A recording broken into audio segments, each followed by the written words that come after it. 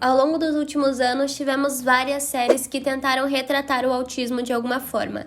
The Big Bang Theory, Atypical, The Good Doctor e mais dezenas delas chamaram a atenção do público para diferentes particularidades dessa condição.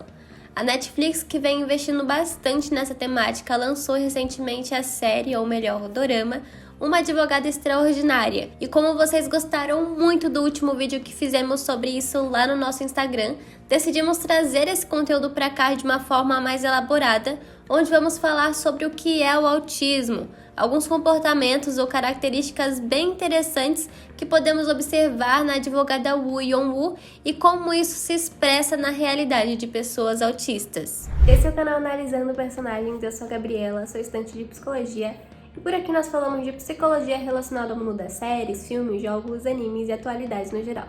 Então se você curte conteúdos como este, deixe seu like, se inscreva aqui no canal e claro, deixe aqui embaixo suas sugestões, os conteúdos que você quer ver por aqui. Quem sabe eles podem virar um vídeo aqui no YouTube ou até mesmo um Reels ou algum post lá no nosso Instagram, @analisando personagens. Bom, recado dado e agora bora falar de psicologia. O transtorno do espectro do autismo, TEA, reúne desordens do desenvolvimento neurológico que surgem desde o nascimento e que são possíveis de serem observados ainda nos primeiros meses de vida.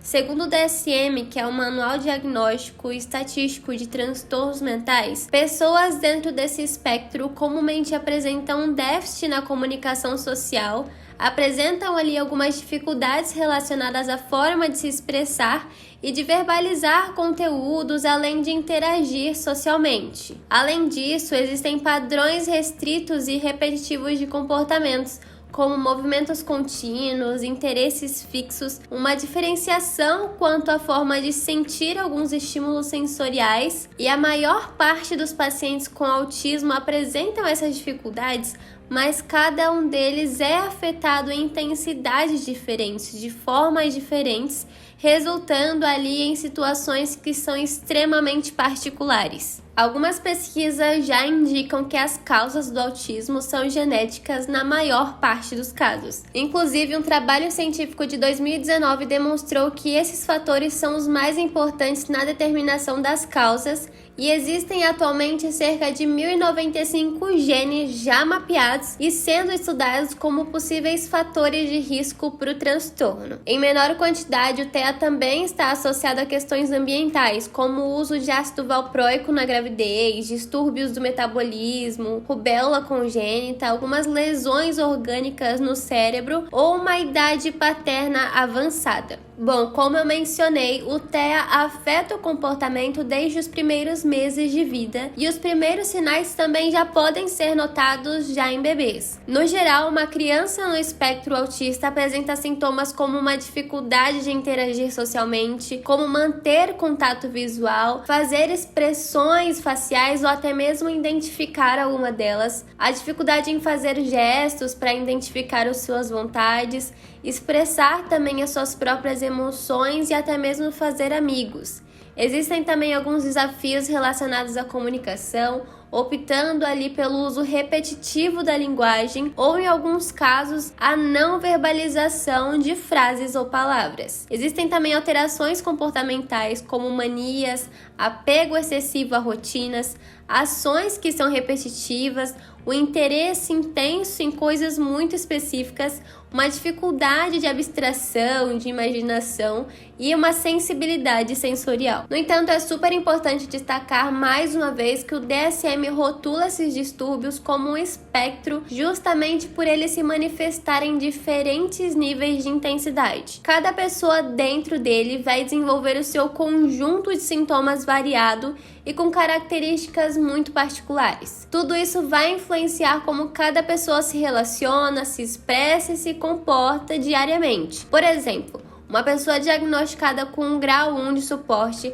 apresenta ali alguns prejuízos leves que podem não a impedir de estudar, trabalhar e de se relacionar. Uma pessoa que tem o grau 2 de suporte tem um menor grau de independência e precisa de algum auxílio para fazer algumas funções cotidianas, como tomar banho ou preparar a sua própria refeição. Já um autista com grau 3 de suporte vai manifestar dificuldades graves e costuma precisar de apoio especializado ao longo de toda a sua vida. Por outro lado, o diagnóstico de TEA pode ser acompanhado de habilidades impressionantes, como uma facilidade para aprender visualmente, muita atenção aos detalhes e à exatidão, uma capacidade de memória super acima da média e uma grande concentração em uma área de interesse específica durante um longo período de tempo. Mas essas características, elas são mais uma exceção. Não significa que todo autista vai ter essas habilidades impressionantes. Bom, mas no caso da personagem que vamos analisar hoje, podemos identificar algum desses comportamentos. E agora que você já conhece um pouquinho mais sobre o autismo, a gente pode falar sobre as principais características que a Woo Yeon-woo apresenta. Para começar, logo no primeiro episódio, vimos que a Woo passou sua infância sendo uma criança não verbal. Ou seja, ela simplesmente não falava com seu pai ou qualquer pessoa com quem ela tivesse ali algum contato. Essa é uma característica realmente muito difícil. Como a gente pode ver, o pai da Woo se sentia muito sozinho e passou muitos anos sem conseguir se conectar com a sua própria filha, entender ali quais eram as suas vontades, quais eram as suas necessidades. Nesse momento, ainda no primeiro episódio, a gente pode ver que a Woo tem uma crise. E por conta dessa crise, a gente descobre que ela é sim uma criança verbal, então ela tem essa capacidade desenvolvida da fala. No entanto, mesmo depois de adulta e formada, a personagem continua com a dificuldade de interação social muito restrita. Como a gente pode ver, ela tem apenas uma amiga, embora felizmente ela tenha desenvolvido ali ao longo da série alguns relacionamentos satisfatórios com seus colegas de trabalho, clientes, e até mesmo seu namorado, o Jong-woo. Desde o início, então, a gente sabe que a Woo tinha altas habilidades. Ela tem uma memória avançada e uma alta capacidade de raciocínio, que é descrito na série como uma memória fotográfica e um alto grau de QI. Desde muito cedo, ela já era acostumada a ler, aparentemente em segredo, alguns livros sobre legislação que o pai dela guardava. Essa é uma característica super importante que mais tarde vai ser fundamental para que ela se torne a primeira advogada autista de Seul, se forme com honras na universidade e, claro, entre para Hambada, uma das maiores agências de advogados da Coreia do Sul. Bom, além das altas habilidades, a gente pode identificar uma outra característica na Woo, que é o hiperfoco. O hiperfoco acontece quando a pessoa no espectro apresenta um interesse intenso e altamente focado em um ou mais assuntos. Normalmente ele pode durar dias, meses ou até mesmo anos, podendo ser variável no seu conteúdo. Por exemplo, existe uma grande quantidade de pessoas autistas que comumente têm hiperfoco em meios de transporte na infância, mas podem variar também para música, história ou qualquer outro conteúdo que possa gerar ali um interesse ao longo da sua vida. A Woo é claramente obcecada por baleias, ela reconhece todos os tipos existentes, é apaixonada por qualquer objeto que remete a elas e pode passar horas falando sobre esse assunto com quem quer que seja. E esse detalhe, inclusive, nos leva a uma outra característica que pessoas autistas podem ter, que é uma capacidade de fazer uma leitura social, de entender as feições, os aspectos implícitos como sarcasmo e ironia, que definem ali o limite nesse contato social e que estão constantemente presentes nas nossas interações sociais. Na série isso chega até a ser um pouquinho engraçado, porque ela fala descontroladamente sem baleias, por isso ser reforçador, ser agradável para ela. Porém, para as outras pessoas não é tanto, então ela precisa estabelecer alguns limites mais racionais para saber qual é a hora de parar, do tanto que esse assunto é interessante para ela, independente da hora, do lugar e do momento. Outra característica muito importante são as estereotipias, que são os movimentos motores e comportamentos repetitivos. Há momentos em que a personagem se balança de um lado para o outro, mas em outras pessoas isso pode surgir como agitar as mãos, andar nas pontas dos pés, pular, girar, fazer movimentos repetitivos com as pernas, bater palmas, etc. Esses são alguns exemplos super clássicos, mas as estereotipias não se resumem somente a isso. Na infância, enquanto as crianças crescem e percebem que esses comportamentos não são bem vistos socialmente, elas podem mudar esses comportamentos repetitivos para movimentos que são mais discretos, como apertar de uma forma mais sutil o botão da caneta, movimentar as pernas discretamente e concentrar essa energia em algumas ações que são mais sutis mesmo. As estereotipias são comportamentos que até nós, que estamos fora do espectro, podemos ter. Mesmo assim, vale destacar que para pessoas autistas, Eles possuem um papel super importante na regulação emocional, principalmente em momentos de angústia e desorganização psíquica. Uma outra característica que a U apresenta é a ecolalia. 남편이 경증 치매라 피고인이 간호를 하는데 사건 당일 싸움이 난 거야. 남편이 막말을 하니까 피고인이 화가 나서 남편의 이마를 때렸어요. 눈앞에 있던 다리미로. A ecolalia é o ato de repetir palavras ou frases depois que uma pessoa acabou de dizer, casos algumas horas após de ter escutado isso, sei lá, na televisão, no rádio. A pessoa simplesmente reproduz sem que tenha um contexto para isso. Por exemplo, é comum que algumas crianças autistas ouçam propagandas de televisão e repitam isso em um outro momento sem algum motivo aparente.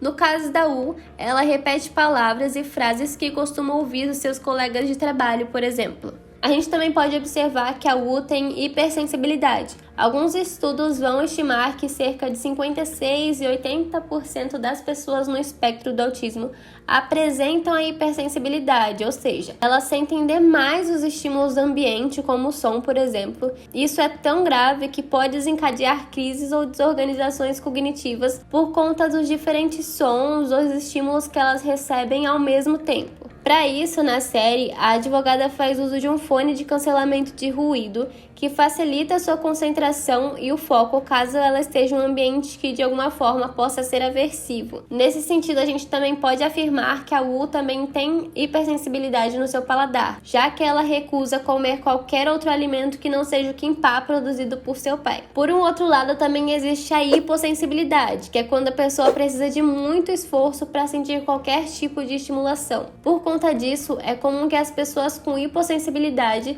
estejam sempre agitadas e em movimento. No caso da U, não conseguimos identificar essa característica no comportamento dela. Mas outro elemento que pode ser interessante de observar na personagem, que praticamente todo mundo comenta quando a gente fala de autismo, é a dificuldade em fazer contato visual. E é importante mencionar que, ao contrário do que todo mundo pensa, essa não é uma característica que todo autista tem, mas que é comum na maior parte dos casos. A princípio, a falta de contato visual no autismo parecia ser uma falta de interesse da pessoa, já que em pessoas com desenvolvimento típico, essa evitação é um sinal de indiferença social. Mesmo assim, muitas pessoas com TEA relatam que o contato visual causa desconforto e estresse. E segundo alguns pesquisadores, isso acontece porque uma parte do cérebro ativada pelo contato visual, o sistema subcortical, é ativada de forma incomum nas pessoas no espectro do autismo. Então, assim, a dificuldade de contato visual é uma resposta de uma sensação de desconforto que busca diminuir a excitação excessiva e desagradável causada por essa parte do cérebro. Além disso, as pessoas com autismo podem se sentir desconfortáveis quando são expostas a muitos estímulos sociais e sentem dificuldade de se concentrar na fala e nos olhos das pessoas ao mesmo tempo.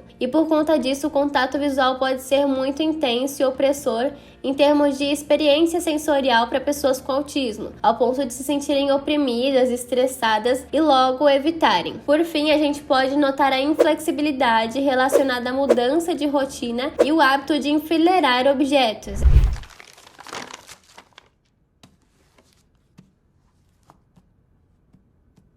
A protagonista pede para que seu pai todos os dias prepare a mesma refeição no café da manhã, que seria o kimbap. Além disso, em um dos episódios, ela traz uma refeição para ele de um restaurante super caro que ela foi, e quando ele abre o pacote, ele leva uma surpresa por ser justamente o kimbap, o mesmo prato que ele cozinha para ela todos os dias. Assim, a gente pode reparar a dificuldade de mudança e também de entender os sentimentos do outro. Assim, a gente pode notar a dificuldade nessa mudança de rotina, nessa mudança de hábitos. Todas as vezes que a personagem vai comer o seu prato tão esperado, ela também faz o enfileiramento dos alimentos da mesma forma. Esse enfileirar do autismo pode ser visto mais claramente na infância, quando as crianças enfileiram alguns carrinhos em vez de brincar de faz de conta, por exemplo. Bom, o autismo não tem cura, mas é muito importante iniciar o tratamento o quanto antes, mesmo que ainda seja apenas uma suspeita clínica ou que não se tenha um diagnóstico fechado, porque o quanto antes começarem as intervenções, maiores são as possibilidades de melhorar a qualidade de vida da pessoa. O tratamento psicológico com mais evidência de eficácia, segundo a Associação Americana de Psiquiatria, é a terapia de intervenção comportamental aplicada por psicólogos. A mais usada delas é a ABA, que significa Análise Aplicada do Comportamento. O tratamento para o autismo ele é muito personalizado e interdisciplinar, ou seja, além da psicologia, pacientes podem estar em contato com intervenções de fonoaudiólogos, terapeutas ocupacionais, entre diversos outros profissionais, conforme a necessidade de cada pessoa autista. E por hoje é isso, pessoal. Agradeço por vocês terem assistido o vídeo até aqui. Peço que deixem o seu like, se inscreva se você é novo no canal. Se você tiver qualquer sugestão de vídeo sobre séries e filmes, é só deixar nos comentários pra gente fazer análise. E além disso, temos vários outros vídeos sobre transtornos que podem ser do seu interesse, então eu vou deixar na playlist aqui do lado. E é isso, um grande abraço e até a próxima!